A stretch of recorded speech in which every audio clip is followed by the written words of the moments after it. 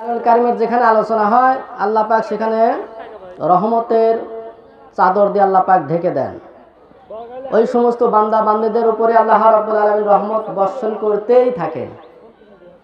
যদি এই মাহফিলে অবজ্ঞা করে মুখ ফিরে যারা চলে যাবে, তাদের ভাগ্য, তাদের কপাল তারা নিজেরাই নষ্ট করবে।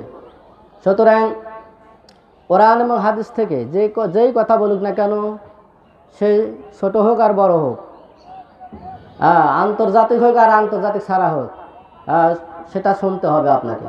যদি না শোনেন তাহলে গুনাহগার হওয়া লাগবে।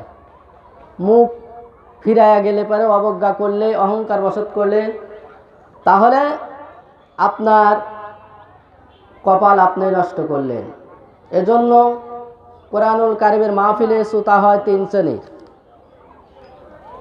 শ্রেণীর শ্রোতা পাওয়া যায় কোরআনের মাহফিলে। আগের থেকেই, আজ থেকে ১,৫০০ বছর পূর্বে কোরআনের মাহফিলে তিন শ্রেণী লোক ছিল, এখনো আছে, ভবিষ্যতেও থাকবে। এক নাম্বার কারা? এক নাম্বার শ্রোতা পাওয়া যাবে, এক নাম্বার শ্রেণী পাওয়া যাবে ওই ব্যক্তিরা